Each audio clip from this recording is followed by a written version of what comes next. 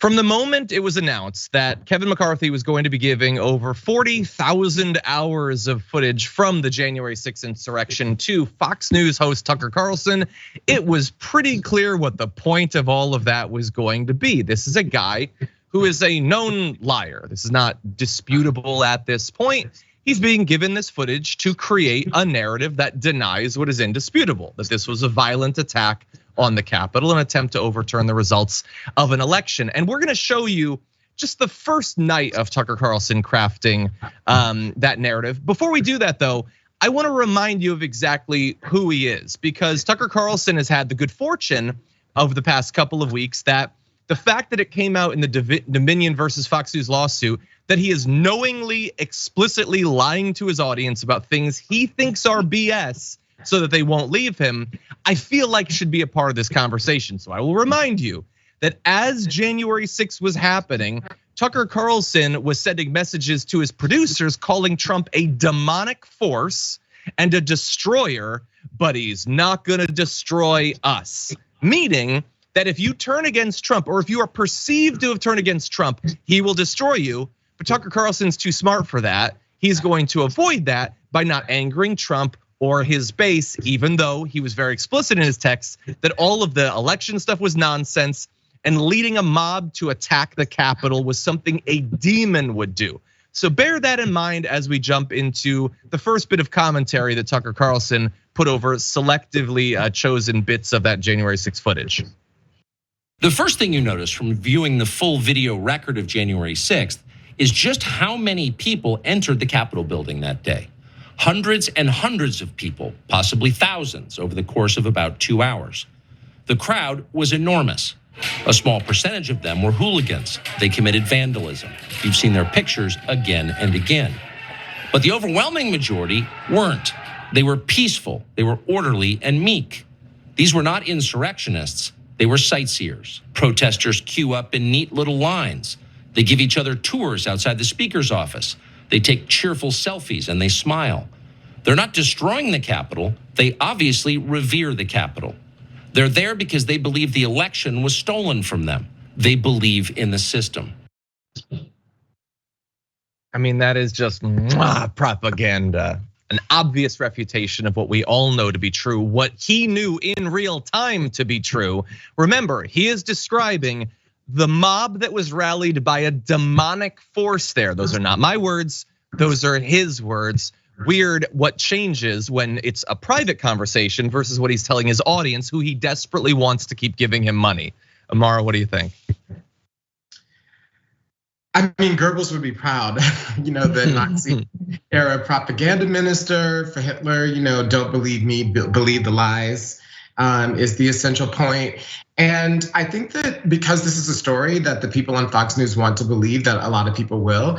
I think what's interesting is the way in which Fox News is suffering a little bit in terms of viewership, because people are understanding that there's hypocrisy here. That, like a lot of rich people do to people who aren't rich, they're making fun of them, they're belittling their audience, they despise their audience, they hate their audience, but they want to monetize their audience and use it for their own political purposes. And so, I think that's what this is. And we know that Tucker Carlson is powerful. We know that Tucker Carlson is cynical, and this is a really cynical thing to do. So, I mean, it's very on brand. At least he's being consistent, right? Like, he's not suddenly like telling the truth. then we wouldn't know what to do. But as long as he's doing this, I mean, it's just very much par for the course. Yeah, it's all incredibly transparent. And why would he do anything different? I mean, this helps out the Republican Party, who is there to distract their base, to keep them cowed so that the rich and powerful will get away with murder. And his audience has, like last month, they had an opportunity to realize that Tucker Carlson fundamentally, as you say, hates them, doesn't respect them, however you want to word it. And they don't care. They like being lied to, they like being conned. Because the con is comfortable, it fits in with their worldview. And honestly, like a couple of text messages, even though they're explicitly showing that he is metaphorically spitting in all their faces, that's not gonna change their mind if years of him openly advocating for them to get COVID and die didn't change their minds. So I guess I'm not too shocked that they haven't seen through this. That said, I do wanna respond to a few of the things that he said in that. So first of all, taking a group of people, some of whom are chanting "Hang Mike Pence," who are actively trying to stop the election from being certified. Remember, they were trying to disrupt it. I mean, they were also trying to potentially kill politicians. It's easy to get distracted by that. But they were fundamentally trying to stop the certification of election. To then say they believe in the system is quaint. They're there because they believe the election has been stolen from them is true. I'll give him that. But let me ask you a follow-up there, Tucker. Why do they believe that? Is it possible they believe that because they were lied to by incredibly powerful people like Donald Trump and you? Again, not just lied to, let's be clear, knowingly lied to, told election conspiracy theories that you and your producers and the execs at Fox knew were BS, but you told them it anyway so the audience wouldn't flee to Newsmax. Yes, and by the way, he is pointing out theoretically the link between Fox News and the insurrection, why there should be some culpability there. They helped to get people inspired to try to overturn the results of the election. And then to say that they were queuing up, they were sightseers. First of all, if you are following a violent mob through the broken windows of a building, I don't care if you walk slowly once you get in there, you know what you're a part of at that point. They were meek. And overall, I will just say, look, this is one of the easiest cons ever. He was given 40,000 hours of footage from many different cameras in many different locations. And according to his strategy, the only way that he might have to admit that this was criminal was if every frame of every camera for every minute showed criminality. And because that's obviously not gonna be the case, it's pretty easy to say, well, here's a shot of someone who's not defecating on the speaker's desk. According to this logic, by the way, if any of you ever get accused of robbing a bank, all you need to do is find one of the cameras in the back that doesn't show the bank robbery, or maybe show a camera from earlier the day before you got there, or a previous visit when you clearly revered the bank, and you too can get away from any culpability for your criminal actions. It's a convenient little con that they've set up, Imara. Yeah, I mean, the idea that like they make it sound as if it was like your grandma's bridge club who had entered into, entered into the Capitol just doesn't make any sense. And we know from a lot of the court cases that they had created this large mob deliberately. That is to say that the people who were, former military people, have been trained in commandos, were using those other people as a screen to be able to get into the building and to do what they were wanting to do. So the idea that there's a separation between who they would describe as like the gingerly old grannies, wanting to take a picture in front of George Washington's portrait, and sort of the armed thugs, the idea that there's a separation between these two groups of people is not actually borne out in court cases where these people have already been convicted. And so, again, it is all a part of the idea of spoon-feeding propaganda to people that want to believe it from a source that sees itself as a propaganda machine. And the frightening thing is that he's the top-rated newscast. He's built an entire newscast in the United States of America based solely off of Christian nationalist propaganda. Yeah. Yeah, by the way, as a fun little brief thought experiment. So if we were to ignore the fact that he is obviously intentionally operating in bad faith and doesn't really believe that anything he's saying, let's ignore that for some reason.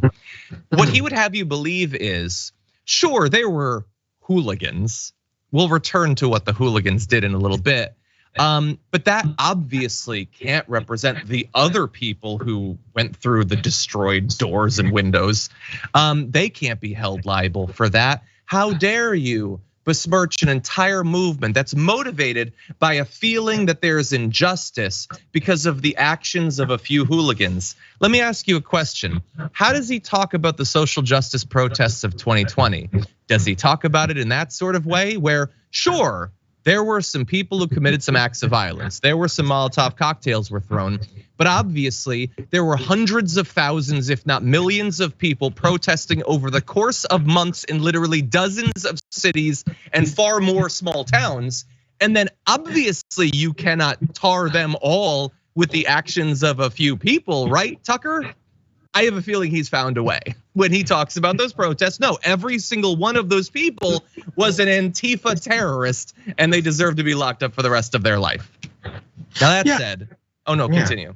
No, I was going to say, no, it's a part of the propaganda, right? Because a part of, I mean, one of the things I think he's actually doing is continuing to set up the predicate for there to be violence in the United States, for there to be kind of either an insurrection or something more nefarious. And a part of that is making the people who are on the other side always victims, right? Always put upon, always the ones who aren't violent, even if they are, and then to overstate and maximize the idea of violence in other people. And so he's doing that, and this is just a part of it, because it's not actually. I mean, the sad thing is, right? It's not about what actually happens. It's about the story that you attach to what happens. Yeah. Exactly. Yeah, and what he's doing right now is just one of the last steps in a more than 2-year-long process of pretending that what happened there didn't happen there. In the moment, he was very clear, this is unacceptable. It's a destroyer of worlds, a demonic force.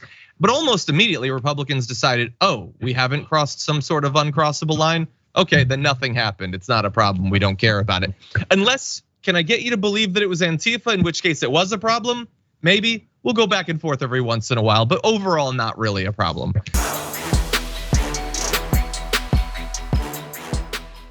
For more political news breakdowns, interviews, stories of activism, and me trying my hardest to care about the occasional big celebrity news story, subscribe to our YouTube channel at youtube.com/thedamagereport. And you can ring the bell wherever it is so you don't miss anything.